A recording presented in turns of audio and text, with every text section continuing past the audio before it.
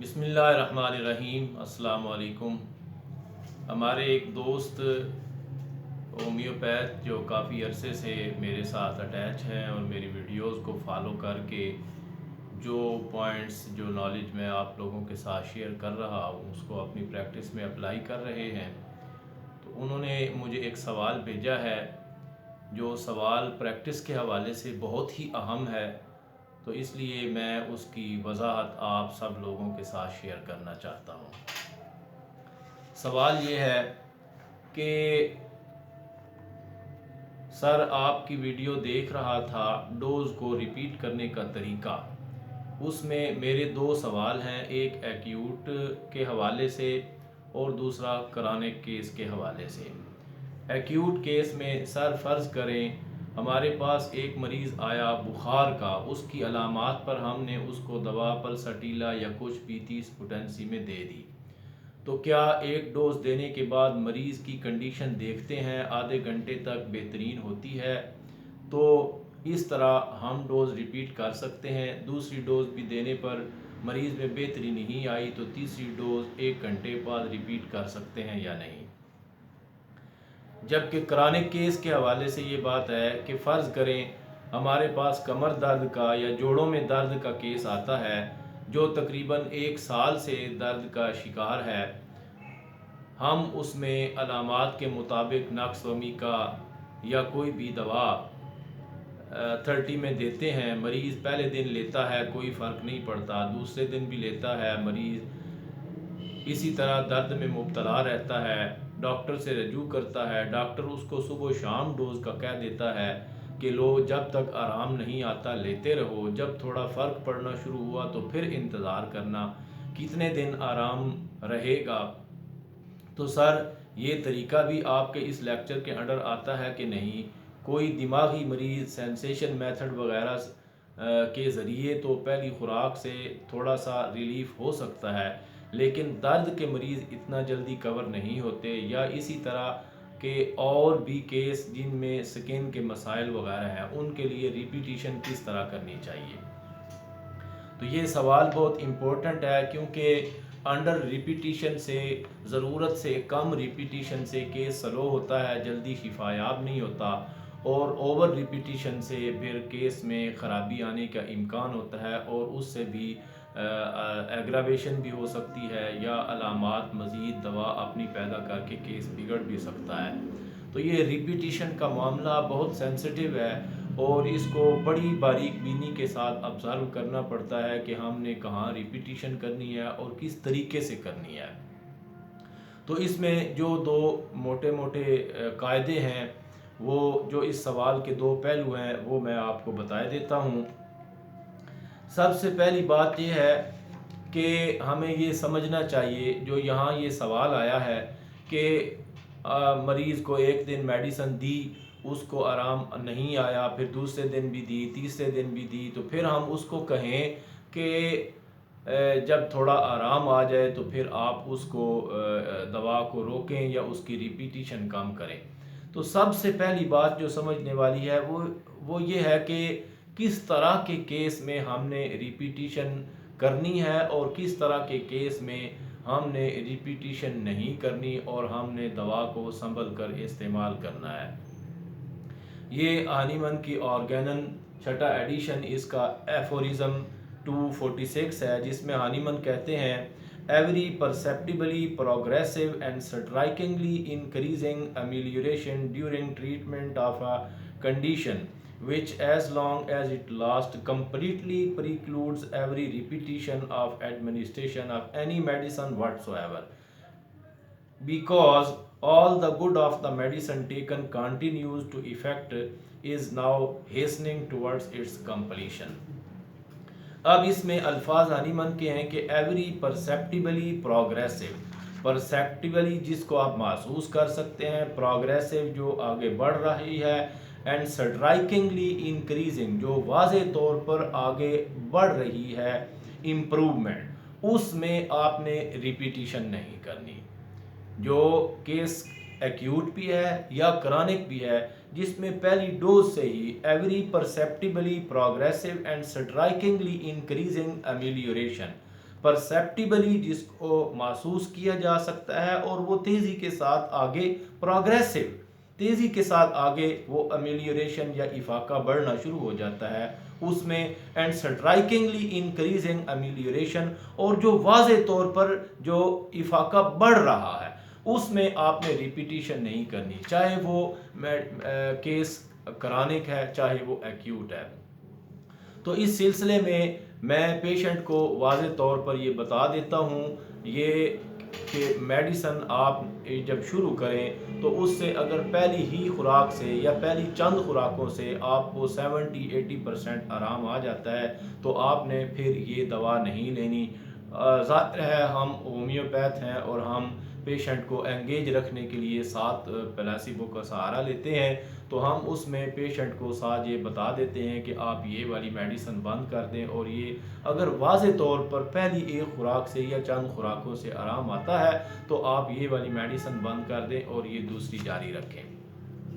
तो इसमें ये बात अच्छी तरह क्लियर है कि जो परसेप्टिबली प्रोग्रेसिव एंड स्ट्राइकिंगली इंक्रीजिंग अमेलियोरेशन है, जो वाज़े तौर पर आगे बढ़ने वाला और नुमायां तौर पर जिस इफाके में इजाफा हो रहा हो उसमें हमने नहीं देनी, और जो परसेप्टिबली प्रोग्रेसिव और स्ट्राइकिंगली इंक्रीजिंग अमेलियोरेशन नहीं है वहाँ इसके बरअक्स हमें रिपीटिशन करनी पड़ेगी। उस रिपीटिशन में भी जो मैं तरीक़ाकार इख्तियार किया हुआ है मैंने सालों से, वो यही है कि मैं मरीज़ को कह देता हूँ फॉर एग्ज़ाम्पल कि हमने 15 दिन की मेडिसिन दी है तो मैं उनको अच्छी तरह समझा देता हूँ कि अगर ये मेडिसिन शुरू करने के बाद अगर आपकी अलामात तेज़ी से कम होती हैं और आप एक दिन में 2-4 दिन में या 5-7 दिन में इन 15 दिनों के दरमियान किसी भी वक्त आप महसूस करते हैं कि आप अब 70-80% बेहतर हो गए हैं या तेज़ी से बेहतर हो रहे हैं तो फिर आप ये दवा रोक दें, और अगर बिलफर्ज एग्रावेशन होती है तो इस सूरत में भी रोक दें या फिर मेरे साथ रब्ता करें, मैं आपको इसकी रिपीटिशन का जो फर्दर जो तरीका होगा वो मैं आपको बता दूंगा। तो जब परसेप्टिबली प्रोग्रेसिव और एंड स्ट्राइकिंगली इंक्रीजिंग अमेलियोरेशन ना हो वहाँ पर हमें रिपीटिशन करनी पड़ेगी। अब ये रिपीटिशन हमने करनी किस तरीके से है उसमें भी हम हनीमन से ही सीखते हैं। हनीमन कहते हैं, ये एफोरिज्म 248 है, for this purpose we potentize anew the medicinal solution from which we give the patient one or increasingly several teaspoonful doses in long lasting diseases daily or every second day। कि chronic disease में इस मकसद के लिए chronic disease में हम patient को देते हैं एक spoonful daily, from which we give the patient one or increasingly several teaspoonful doses in long lasting diseases daily or every second day। कि ये तो बात तय हो गई कि अगर क्रॉनिक भी बीमारी है और उसमें पहली डोज से या चंद डोजेज से पहली इब्तदाई खुराकों से अगर वाज़े और तेज़ी से बेहतरी आनी शुरू हो जाएगी तो रिपीटिशन नहीं करनी है, लेकिन अगर वाज़े और तेज़ी से बेहतरी नहीं शुरू होती तो फिर आपने हनीमन के मुताबिक लॉन्ग लास्टिंग डिजीज़ डेली और एवरी सेकंड डे ये हमने क्रॉनिक डिजीज़ में देनी है, और आगे इन एक्यूट डिजीज़ एवरी 2 और 6 आवर्स, हर 2 या 6 घंटे के बाद, and in very urgent cases every hour और ऑफनर, या जो बहुत ही अर्जेंट केसेस हैं उनमें हम हर घंटे बाद भी दे सकते हैं या इससे भी जल्दी दे सकते हैं। तो ये तरीका है रिपीट करने का कि जो क्रॉनिक केसेस हैं उनमें हम हर दिन या दिन में 2 दफ़ा भी दे सकते हैं, और अगर शिद्दत हो तो ये आपने केस की तकलीफ़ की शिद्दत के लिहाज से, नौइयत के लिहाज से, पेशेंट की सेंसिटिविटी के लिहाज से, उसका जो बीमारी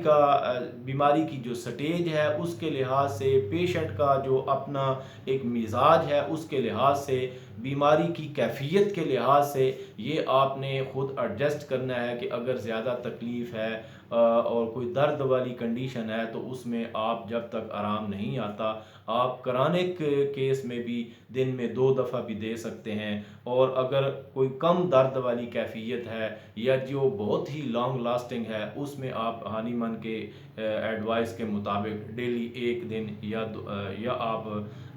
डेली और एवरी सेकंड डे भी दे सकते हैं। जबकि एक्यूट डिजीज़ में every 2 or 6 hour and in very urgent cases every hour or oftener, कि जो अर्जेंट केसेस हैं उनमें आप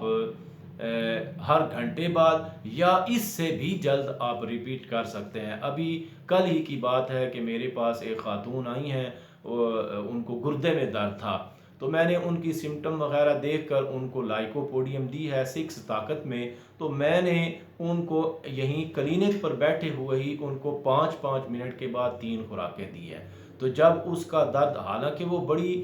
सवीर दर्द में वो मुब्तला थी और वो कराह रही थी और वो हाय हाय कर रही थी, हाय अम्मी की आवाज़ें उसकी निकल रही थी और 2 बंदे उसको पकड़ कर लेके आए। अब जाहिर है इसमें हम अगर 30 दें, 200 दें या 6 पोटेंसी दें, जो भी पेशेंट की कंडीशन के मुताबिक हम पोटेंसी सेलेक्ट करें, तो हम ये तो नहीं वेट कर सकते कि इस कंडीशन में कि आप ये 1 डोज ले लें और आप घर चले जाएं। नहीं, इसमें हमें बहुत जल्दी केस को मैनेज करना पड़ेगा और कंट्रोल करना पड़ेगा। तो मैंने उसको क्लिनिक में के अंदर ही बिठा कर उसको मैंने जो वाटर डोज के अंदर बोतल में मेडिसिन बना के दी, उसमें से 1-1 चम्मच मैंने कहा यहीं बैठे बैठे आप 5-5 मिनट के बाद लें। तो अल्हम्दुलिल्लाह तीसरी डोज के बाद उसको उसका रोना बंद हो गया, उसकी जो हाय हाय थी वो बंद हो गई। मैंने उनसे पूछा कि अब आप तबीयत आपकी कैसी है? उसने कहा काफ़ी बेहतर है। मैंने कहा कि अब आप घर चले जाएं और अब आप आधे आधे घंटे के बाद लें और फिर अगर आराम आ जाए तो फिर आप उसके बाद घंटे घंटे बाद लें या इससे भी ज़्यादा वक्फा बढ़ा लें। तो ये केस की नौइयत के मुताबिक और कंडीशन के मुताबिक एक्यूट में भी क्रॉनिक में भी आपने इस तरीके से रिपीट करनी है। लेकिन एक बात मैं यहाँ पर वाज़ेह करना चाहता हूँ कि ये तरीक़ाकार सिर्फ़ उन लोगों के लिए है जो माइन्यूट क्वांटिटी में डोज देते हैं, जो लीस्ट पॉसिबल डोज देते हैं, जो हानीमन ने कहा है, जो 1 ग्लोब्यूल देते हैं और उसको पानी में डिज़ाल्व करके हानीमन के बताए हुए तरीके के मुताबिक 1 टेबल स्पून या 1 teaspoonful as a dose देते हैं। ये तरीक़ाकार उन लोगों के लिए है। अगर इस तरीके से रिपीटिशन वो लोग करें जो 10-10 कतरे, 5-5 कतरे, 1 एम पोटेंसी के, 10 एम पोटेंसी के दिन में कई दफ़ा दोहराते हैं, तो वो लोग इस तरह की रिपीटिशन से मरीज़ को बहुत ज़्यादा नुकसान पहुंचा सकते हैं। क्योंकि इतनी बड़ी खुराक, सिर्फ एक खुराक से ही हानीमन ने लिखा है कि मरीज़ हमेशा के लिए लाइलाज हो सकता है। तो अगर इतनी बड़ी खुराक उसको रिपीट किया गया तो उसके बहुत ही बुरे नतायज सामने आ सकते हैं और मरीज़ को उसका बहुत ज़्यादा नुकसान हो सकता है। ये रिपीटिशन सिर्फ उन लोगों के लिए है जो उसूल के मुताबिक और हानीमन के बताए हुए तरीके के मुताबिक मेडिसिन की डोज देते हैं और पोटेंसी का इंतखाब भी एहतियात के साथ करते हैं। उम्मीद है कि जो सवाल था उसकी मैंने काफ़ी हद तक वजाहत कर दी है। और भी प्रैक्टिस के हवाले से जो हमारे फॉलोअर्स हैं उनको कोई मसला दरपेश आए तो वो अपने सवाल भेजें ताकि मैं उनकी वजाहत कर सकूं और जो हम खिदमत कर रहे हैं उसको हम आगे बेहतर तरीके से जारी रख सकें। बहुत शुक्रिया। अल्लाह हाफ़िज़।